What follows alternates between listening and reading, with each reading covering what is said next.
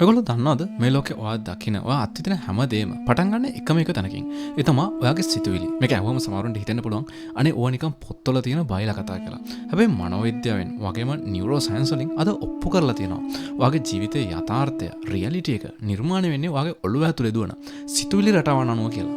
ඔයාට පුළුවන් නම් ඔයාගේ මේ මානසිකත්වය හරියටම පාලනය කරන්න ඔයාට ඕනේ කරන හරියටම එකම විදිහේ ජීවිතය මේ පොළව උඩ ගොඩනගන්න ඔයාට පුළුවන්. හැබැයි එහෙම කරන්න ගියාම අපි හැමෝටම මුහුණ දෙන්න වෙන ලොකුම ප්‍රශ්නයක් තියෙනවා. අන්න ඒ ප්‍රශ්නයෙන් තමයි අපි මේ කතාව පටන් ගන්නෙ. සීමාකාරී විශ්වාසය. ඔයාව හිර කරලා තියෙන නොපෙනෙන කූඩුව. අපි හැමෝම ජීවිතේ ඉස්සරහට යන try කරද්දි අපිව පල්ලහැට අදින අදෘශ්‍යමාන ලණුවක් තියෙනවා. ඒකට තමයි කියන්නේ limiting beliefs. එහෙම නැත්නම් සීමාකාරී විශ්වාසය කියලා. ඉතින් අපි තේරුම් ගන්න ඕනේ දේ තමයි මනුස්සෙක් විදියට ඔයා ඉපදුණු දවසේ ඉඳන් මේ සමාජය, ඔයාගේ දෙමව්පියෝ, ඔයාගේ යාළුවෝ, ඉස්කෝලේ ටීචර්ස්ලා ඔයාගේ ඔළුවට එක එක දේවල් දාලා තියෙනවා. අපිට ලොකු බිස්නස් කරන්න බෑ. සල්ලි හොයන එක අමාරුයි. ඔයාට ඔය වැඩේ හරියන්නේ නැහැ. ඔයා සාමාන්‍ය රස්සාවක් කරගෙන ඉන්න ඕනේ. පෝසත් වෙන්න නම් එක්ක හොරකම් කරන්න ඕනේ නැත්නම් පට්ටම ලක් එකක් තියෙන්න ඕනේ. ඔයාට මේ වගේ දේවල් දවසක් දෙකක් ඇහෙද්දි ඒක නිකම්ම කතාවක් විතරයි. හැබැයි අවුරුදු 10ක් 20ක් තිස්සේ ඔයාගේ යටිහිතට නිතර මේවා ඇහෙද්දි ඔයාගේ මොළය මේවා පරම සත්‍යයක් විදිහට බාර ගන්නවා. මේකට තමයි කන්ඩිෂනින් කියලා කියන්නේ. හරියට අලියෙක්ව පොඩි කාලේ කණුවක ගැට ගැහුවම ලොකු වුණාමත් මේ අලියා හිතන් ඉන්නේ ඒ ලණුව කඩා ගන්න බෑ කියලා. ඔයා ජීවිතේ ඉස්සරහට යන්න මේ කන්ඩිෂන් වෙච්ච සිතුවිලි තව තවත් ඝන වෙන්න පටන් ගන්නවා. අන්තිමට ඔයාට නොදැනීම මේ සිතුවිලි එකතු වෙලා ඔයාගේ ඔළුව වටේට ලොකු ශක්තිමත් හිර කෝඩුවක් හදනවා. ඉතින් ඊට පස්සේ ඔයා හිතාගෙන ඉන්නවා මට මේ ජීවිතේ කරන්න පුළුවන් උපරිමය මෙච්චරයි කියලා. හැබැයි ඇත්තටම ඔයා හිර වෙලා ඉන්නේ ලෝකේ තියෙන සීමාවකට නෙවෙයි. ඔයාගේ ඔළුව ඇතුළෙම ඔයා හදාගත්ත සීමාවකට.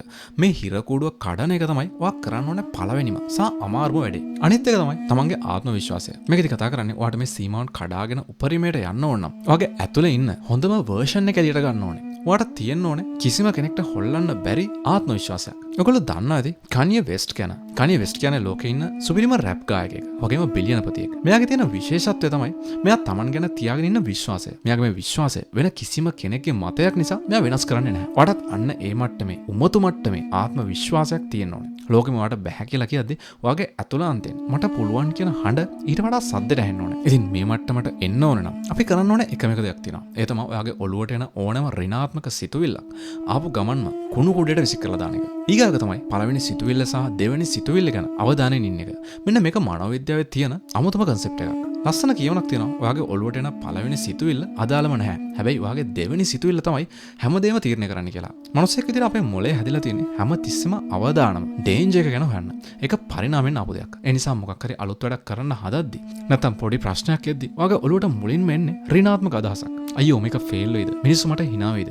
මට මේක කරන්න බැරි වෙයි. ඉතින් මේ පළවෙනි සිතුවිල්ල මට පාලනය කරන්න බෑ. ඒක නිකම්ම පොප් අප් වෙනවා. හරියට ෆෝන් එකේ එන නොටිෆිකේෂන් එකක් වගේ. හැබැයි වැදගත්ම දේ තමයි අර කියපු දෙවෙනි සිතුවිල්ල. පළවෙනි ඍණාත්මක සිතුවිල්ල ආපු ගමන් ඔයාක විශ්වාස කරලා දුක් වෙන්න ගත්තොත් ඔයා පරාදයි.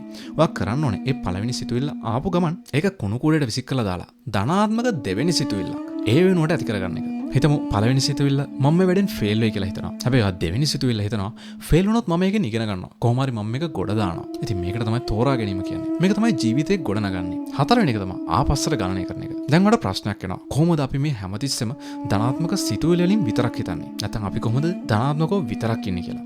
මේකට පාවිච්චි කරන්න පුළුවන් හොඳම ට්‍රික් එකක් තමයි රිවර්ස් ඉන්ජිනියරින්. නැත්නම් අග ඉඳන් මුලට හිතලා බලන එක. පොඩ්ඩක් හිතන්න ඔයාගේ ජීවිතේ ඔයා දකින හැම හීනයක්ම හැබෑ වෙලා ඔයාට ලොකු සල්ලි කන්දක් තියෙනවා කියලා. ඔයා හුඟක් සතුටින් නිදහසින් ඉන්න කාලයක් ආවා කියලා. අන්න ඒ වගේ හුඟක් සාර්ථක වුණු දවසක ඔයාගේ ඔළුවේ දුවන්නේ මොන වගේ සිතුවිලිද? ඔයාට ලොකු කෘතඥතාවයක් දැනෙයි. අම්මෝ මම කොහොම හරි මේක කළානේ කියලා ඔයාට සතුට හිතෙයි. ඔයාගේ ආත්ම විශ්වාසය උපරිම තැනකදී.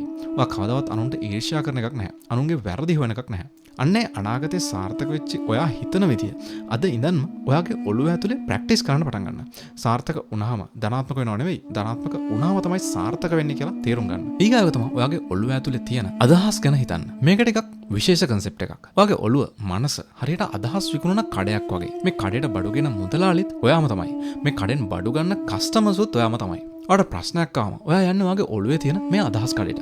ගිහින් මේ ප්‍රශ්නෙට උත්තරයක් විදියට අදහසක් මිලදී ගන්නවා. හැබැයි මේ කඩේ තියෙන බඩු ලිස්ට් එකේ ඍණාත්මක දේවල්, බය, දුක, අනුන්ට වෛර කරන දේවල් තියෙනවා නම් ඔයාට මිලදී ගන්න වෙන්නේ අන්නේ ජරාව තමයි. ඒ නිසා ඔයා කරන්න ඕනේ ඔයාගේ මේ අදහස් කඩේ තියෙන බඩු ලිස්ට් එකෙන් හැම ඍණාත්මක සිතුවිල්ලක්ම අයින් කරලා දාන එක. ඔයාගේ කඩේ ඇතුලේ තියෙන්න ඕනේ මට පුළුවන් මම දිනනවා, මම විසඳුමක් හොයනවා කියන බඩු විතරයි. එතකොට ඔයාට ප්‍රශ්නයක් වෙලාවේ ඔළුවට ගිහින් බැලුවම ගන්න තියෙන ධනාත්මක දේවල් විතරයි.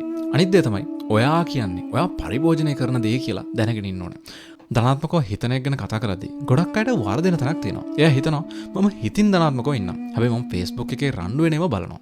නිවුස් වල මිනි මරා ගන්නව බලනවා. සමාජයේ වෙන වැරදි දේවල් දිහා බලන ඉන්නවා. හැබැයි මේක කවදාවත් කරන්න බැරි දෙයක්. කොටින්ම ඔයා කියන්නේ ඔයා ඇතුළට දාගන්න දෙයට. කෑම ගැන හිතන්න. ඔයා හැමදාම ජරාව, තෙල් කෑම, වස විස කෑවොත් ඔයාගේ ඇඟ ලෙඩ වෙනවනේ. අන්න ඒ වගේ තමයි ඔයාගේ මනසත්. ඔයා හැමදාම සෝෂල් මීඩියා වලට ගිහින් ඊර්ෂ්‍යාවෙන් පිරුණු, වෛරය වපුරන, අනුන්ට බනින වීඩියෝ බලනවා නම් ඔයාගේ මනසට යන්නේ ඒ වස විස ටික විතරයි. අන්තිමට ඔයාට නොදැනීම ඔයාත් ඒ වගේම තිත්ත කුණු පිරුණු වෛරක්කාරයෙක් බවට පත් වෙනවා. කොටින්ම ඔයා කියවන පොත් හරි නැත්නම් ඔයා යාළුවෙක් කතා කරන්න හැමතිස්සම මිනිස්සුන්ගේ වැරදි සහ රටේ ප්‍රශ්න කරනම් ඉතින් ඔයාට කවදාවත් අර shop of ideas නැත්නම් ඔයාගේ අර shop එකේ තියෙන බඩු හොඳ බඩු වලින් පුරවන්න බෑ. ඔයා මේ ජරාව ඇතුළට දාගන්න එක නැවැත්වීම කියන්නේ ඔයාට තියෙන choice එකක්. ඒක ඔයාම ගන්න ඕන තීරණයක්. අනිත් දේ තමයි පහළ කම්පන තරංග. ඒ කියන්නේ low vibration content සහ ඍණාත්මක මිනිස්සු වයින් කරන එක. සමහර මිනිස්සු ඉන්නවා එයාට ඍණාත්මක සිතුවිල්ලක් ආවම එයා කියනවා මම සිතුවිලි නරඹන්න විතරයි. මට ඒවා පාලනය කරන්න බෑ කියලා. ඒක අමුමම බොරුවක්. ඔයාගේ ඔළුවේ සිතුවිලි හදන්නේ ඔයා ඒකට දෙන අමුද්‍රව්‍ය වලින්. ඉතින් ඒ නිසා ඔයා අදම ගන්න ඕන ඇක්ෂන් එකක් තියෙනවා. ඒ තමයි ඔයාගේ ජීවිතේ ඉන්න හැම ඍණාත්මක මිනිස්සෙක්ම ඔයාගේ ජීවිතෙන් කපලා දාන්න. මේ අය ඔයාගේ ජීවිතේ ශක්තිය උරාවන කූණැල්ල වගේ. මේ අය එක කතා කරද්දි ඔයාගේ එනර්ජි කියන බැටරි එක බහලා යනවා. ඊටත් වඩා වැදගත්ම දේ තමයි ඔයාගේ ෆෝන් එකෙන් එන ඍණාත්මක කන්ටෙන්ට් සම්පූර්ණයෙන්ම වහලා දාන එක. සාමාන්‍ය මිනිස්සෙක් දවසකට පැය 5ක් 8ක් ෆෝන් එකේ ඉන්නවා. ඉතින් ඔයා හිතනවාද මේ සෝෂල් මීඩියා වල තියෙන දේවල් වලින් කීයක් ධනාත්මකද කියලා? මගේ අදහසේ හැටියට 70%ක්ම තියෙන්නේ ඍණාත්මක දේවල්. මම එහෙම කියන ඒ දන්නවද? මේ ලෝකේ ඍණාත්මක දේවල් වැඩි වැඩියෙන් විකිරෙනවා. මිනිස්සු අසයි අඬනේවා, රණ්ඩු වෙනේවා, විවේචනය කරනවා බලන්න.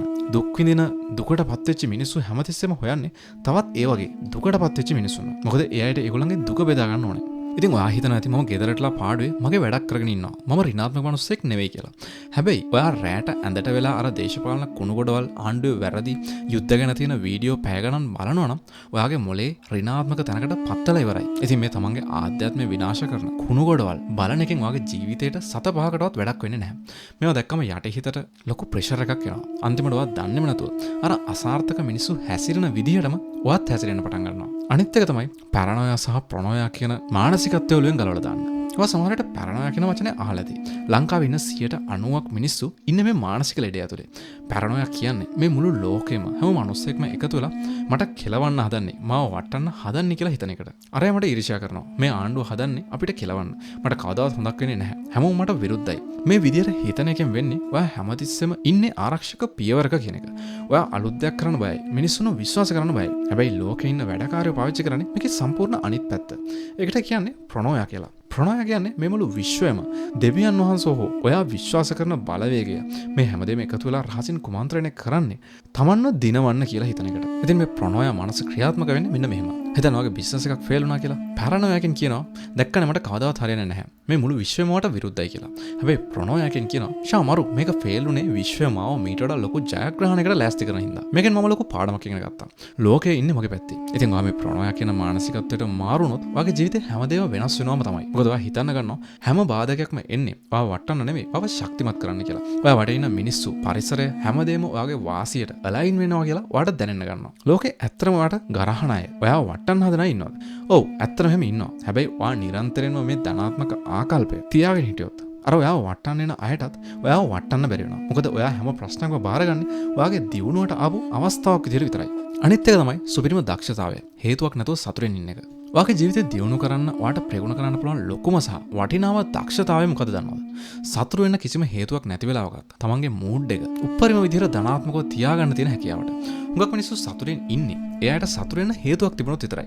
බෝනස් එකක් හම්බුනහම, ට්‍රිප් එකක් ගියාම, අලුත් බඩුවක් ගත්තාම එයා සතුටින් ඉන්නවා. හැබැයි සාමාන්‍ය දවසක, වැස්ස දවසක නැත්නම් වැඩක් පාඩු වෙච්ච දවසක හුඟක් අය ඉන්නේ මූඩ් එක අවුට් ගිහිල්ලා. ඒ කියන්නේ එයාගේ සතුට තීරණය කරන්නේ බාහිර ලෝකය. ඉතින් මේ අය හරියට හුළඟට ගහගෙන යන කොළයක් වගේ. හැබැයි ඉතින් ඔයාට වැටෙක් වෙන නම් මේ ලෝකේ ඉහළට එන නම් බාහිර ලෝකේ මොන කුණාටුව දීවත් ඔයාගේ ඔළුව ඇතුලේ තියෙන කාලගුණය පාලනය කරන්න ඔයාට පුළුවන් වෙන්න ඕනේ.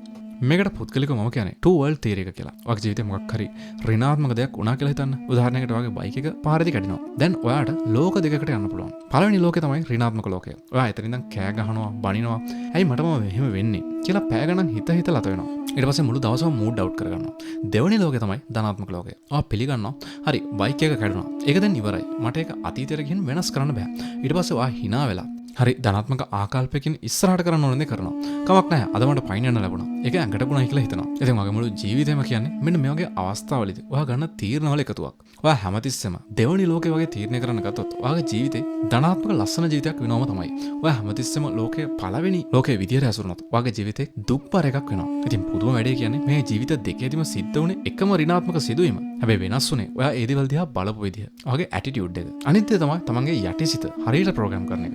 දැන් අපි බලමු යටිසිත ක්‍රියාත්මක වෙන්නේ කොහොමද කියලා. හුඟක් මිනිස්සු හිතනවා ආත්ම විශ්වාසය එන්නේ උදේට කණ්ණාඩි ඉස්සරහට ගිහින් මම වැඩෙක් මම පොඩක් කියලා කෑ ගැහුවම විතරයි කියලා. හැබැයි ඒකෙන් විතරක් වැඩක් වෙන්නේ නැහැ. මොකද ඔයා කණ්ණාඩි ඉස්සරහින් අයින්නලා පාරට බැස්ස ගමන් ආයෙත්තර ඍණාත්මක ලෝකෙට අහු වෙන හින්දා ඇත්තම ගේම් එක තියෙන්නේ ඔයාගේ යටිසිත ඇතුලේ.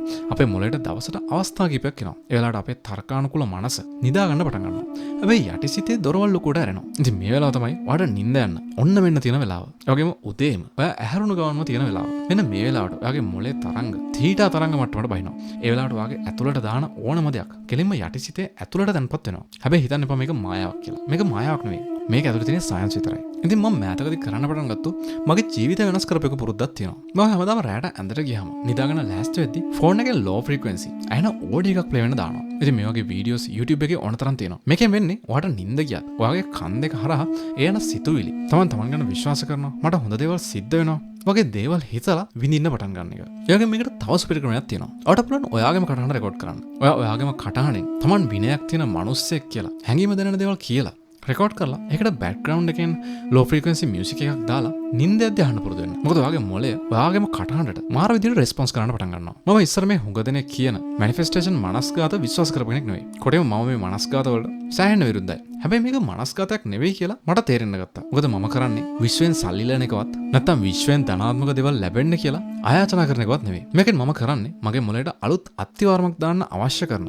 ධනාත්මක දත්ත ටික නිින්ද ඇතුළතදී ලබා දෙන එක විතරයි. මොකද ආත්ම විශ්වාසය කියන්නේ එක රැයකින් අහසින් කඩන් වැටෙන දෙයක් නෙවෙයි. ඒක කාලයක් තිස්සේ යටිහිත ඇතුලේ ගොඩ ගන්න ඕන දෙයක්. ඊගාව තමයි කුඩා ජයග්‍රහණ එකතු කරන්න පුරුදු වෙන්න. මම මට කලින් කිව්වා ආත්ම විශ්වාසයෙන් නිකම්ම කණ්ණාඩි දිහා බලලා කෑ ගැහුවට එන්නේ නැහැ කියලා. ඉතින් එහෙනම් ඒක ඇත්තටම එන්නේ කොහොමද? ඔයාගේ ජීවිතයේ ලබන කුඩා ජයග්‍රහණ එකින් එක එක මත තියලා ඒව දිහා බලන්න පුරුදු වෙනකින්. ඔයාගේ යටිහිතට හුඟක් සාක්ෂි ඕනේ ඔයා වැඩෙක් කියලා විශ්වාස කරන්න. ඔයා හැමදාම කියන වැඩේ නොකර මගහරිනවා නම් ඔයා යටිසිත දන්නවා ඔයා බොරුකාරයෙක් කියලා. එතකොට ඔයාට කවදාවත් ආත්ම විශ්වාසයක් එන්නේ නැහැ. ඒ නිසා ඔයා කරන්න ඕනේ ඔයාගේ ඍණාත්මක සිතුවිලි බොරු කියලා ඔප්පු කරන්න පුළුවන්. පුංචි සාක්ෂි ඔයාගේ ජීවිතය ඇතුලේ හදන එක. ඔයගොල්ලෝ අහලා ඇති මයිකල් ආන්ජලෝ ගැන. එයා තමයි ලෝකෙට හිටපු සුපිරිම මූර්ති ශිල්පියා. මේ අර පට්ටම ලස්සන ඩේවිඩ්ගේ ප්‍රතිමාව නෙළුවට පස්සේ මිනිස්සු අහුවා කොහොමද ඔයා මෙච්චර මේ වගේ සුපිරි නිර්මාණයක් කළේ කියලා. එතකොට මයිකල් ආන්ජලෝ දුන්නු උත්තරේ ටිකක් වෙනස්. මෙයා කිව්වා මම අලුතෙන් මූර්තියක් හැදුවේ නැහැ. ඒ රූපය දැනටමත් ඒ ගල ඇතුලේ තිබුණා. මම කළේ ඒ රූපේ වටේට අනවශ්‍ය විදිහට තිබුණු ගල් කැලි ටික වටේට තට්ටු කරලා අයින් කරපේක විතරයි කියලා. ඉතින් එතකොට ඇතුලේ තිබුණු ලස්සන රූපේ ඉබෙම එළියට ආවා කියලා මෙයා කිව්වා. මනෝවිද්‍යාවේදී මේක ඔයාගේ සම්බන්ධතාවලට සම්බන්ධ කරගන්නේ මෙන්න මෙහෙමයි. ඔයාගේ ඇතුළත දැනටමත් සුපිරිම වැඩකාරයෙක් සාර්ථක මිනිහෙක් ඉන්නවා. හැබැයි ඒ වැඩව වට කරලා අනවශ්‍ය සීමාකාරී විශ්වාසයන්, බය, කුණු ගොඩවල් කියන ගල් කැලි වලින් වැහිලා තියෙන්නේ. ඔයාගේ ජීවිතේට සෙට් වෙන මිනිස්සු, එයා වගේ ආදරවන්තයා හෝ ආදරවන්ති වෙන්න පුළුවන්. නැත්නම් ඔයාගේ ළඟම යාළුවෙක් වෙන්න පුළුවන්. හරියට අර මූර්ති ශිල්පියා වගේ. මේ අය ඔයාව දකින්නේ ඔයාගේ වර්තමාන දුප්පත්කම හරි අසාර්ථකත්වය එක්ක නෙවෙයි. මේ අය ඔයාගේ ඇතුලේ ඉන්න අර සුපිරි වැඩව දකිනවා. එයා ඔයාව දිරිමත් කරලා වට උදව් කරලා ඔයාගේ වටේ තියෙන අර අනවශ්‍ය ගල් කැලි ටික හෙමින් අයින් කරලා ඔයාගේ මූර්තිය එළියට ගන්නවා. ඉතින් එයා ඔයාව විශ්වාස කරද්දී ඔයාටත් ඔයා ගැන විශ්වාසයක් එනවා. ඉතින් මේක එක පැත්තකින් විතරක් වෙන දෙයක් නෙවෙයි. මේක සයිකල් එකක්. ඒ කියන්නේ කැරකෙන රෝදයක් වගේ වැඩක්. ඔයා ඔයාගේ යාළුවා විශ්වාස කරනවා. ඒ වගේම එයා ඔයාව විශ්වාස කරනවා. අන්තිමට ඔයාලා දෙන්නම එකතු වෙලා එකිනෙකාගේ ඇතුලේ ඉන්න හොඳම සංස්කරණය එළියට ගන්නවා. මේක හුඟක් රොමැන්ටික් වෙන්න ඕනේ නැහැ. සාමාන්‍ය යාළුකමක් වෙන්නත් පුළුවන්. පොඩ්ඩක් හිතන්න ඔයා වටේට ඉන්න මිනිස්සු කොයි වගේද කියලා. ඒ මේ වගේ මිනිස්සුද? නැත්නම් ඔයා මොකක් හරි අලුත් වැඩක් පටන් ගන්න හදද්දිම ඔයා කරන්න බෑ මල්ලි. ඔයා කරපු අයට කෙලවුණා කියලා. ඔයාගේ තියෙන කැලලත් කඩන අයද? කොටින් ඔයා සර්වපිත්තල ඍණාත්මක අයෙක් හිටියොත් එයා කරන්නේ ඔයාගේ ඇතුලේ ඉන්න වැඩව තවත් ගල් කැලි වලින් වහලා දාන එක විතරයි. ඒ නිසා මයිකල් ඇන්ජලෝ කෙනෙක් වගේ ඔයාව අඹන්න පුළුවන්. ඔයාව විශ්වාස කරන මිනිස්සු විතරක් ඔයාගේ ජීවිතය ළඟින් තියාගන්න. අනිත් දේ තමයි අමාරු දේවල් නොකඩව කරන්න. අද පාඩමේ තියෙන ඊළඟ වටිනාම පාඩම තමයි මේක. අමාරු දේවල් නොකඩව කරන්න. ඒක කොච්චර පුංචි දෙයක් වුණත් කමක් නැහැ. අපි හැම මාසයි ලේසි දේවල් කරන්න. ෆෝන් එක ස්ක්‍රෝල් කරන්න, නිදා ගන්න, ෆිල්ම් එකක් බලන්න.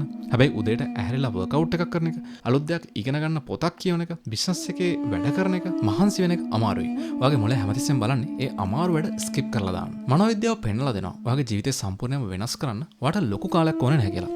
මාස 6ක් විතරක් හැමදාම අමාරු වැඩක් කරන්න පුරුදු වුණොත් ඔයාගේ මුළු ජීවිතේම උඩු යට කර වෙනවා. ඉතින් ඒ නිසා තමන්ගේ විනය ගොඩනගන්න පුරුදු වෙන්න. විනය කියන්නේ හරියට ජිම් එකේ හදන මසල් එකක් වගේ. ඔයා මුල් දවසේ ජිම් ගිහින් කිලෝ 50ක් උස්සන්න බෑ.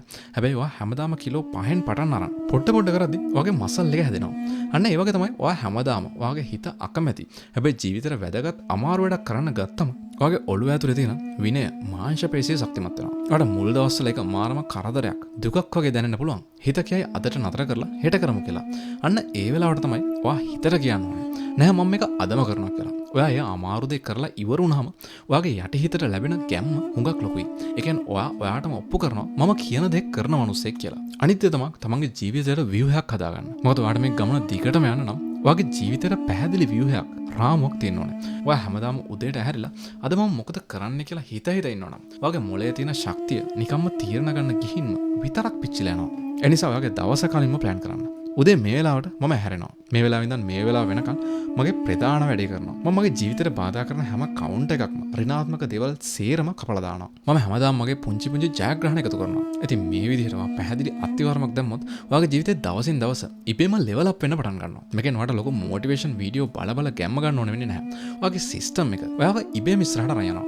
දැන් අපි බලමු අද මේ වීඩියෝ එක පුරාම අපි කතා කරපු දේවල් වල සාරාංශය මොකක්ද කියලා. පළවෙනි එක තමයි තමන්ගේ සිතුවිලි වලින් තමයි තමන්ගේ ලෝකය හැදෙන්නේ. ලිමිටිං බලන එක අදම නතර කරන්න. දෙවෙනි එක තමයි තමන්ගේ ආත්ම විශ්වාසය වැඩි කරගන්න. ලෝකේ ආව දිනවන්න කුමන්ත්‍රණ කරනවා කියන මානසිකත්වය ඔළුවෙන් අයින් කරලා දාන්න. අනිත් දේ තමයි ඔයාගේ ජීවිතේට මයිකල් ආන්ජලෝ කෙනෙක් වගේ උදව් කරන ඔයාව අඹන ධනාත්මක මිනිස්සු විතරක් ළඟින් තියාගන්න. කම්මැලිකම අතෑරලා දාලා හැමදාම වැඩේට ඉදිරියපත් වෙන්න. අවසාන එක තමයි ඔයාගේ මනසට දෙන ඉන්පුට්ස් වෙනස් කරලා අවුට්පුට්ස් සුපිරි කරගන්න. පුංචි ජයග්‍රහණ එකතු කරලා ඉදිරි මාස 6 ඇතුළත තමන්ගේ මූල්‍ය සහ මානසික අධිරාජ්‍ය ගොඩනගන්න. ඉතින් මං හිතනවා අද වීඩියෝ එකකින් ඔයගලගේ ජීවිතයට පුංචි හරි පාඩමක් අවබෝධයක් ලැබෙන්න ඇති කියලා. ඉතින් ඔයගොල්ලෝ මේ වගේ වීඩියෝ වලට කැමති නම් මගේ channel එකට subscribe කරන්න. ඒ වගේම පහලින් මේ ගැන කමෙන්ට් එකක් දාන්න නම් මතක කරන්න එපා. හැමෝටම සුබ දවසක්.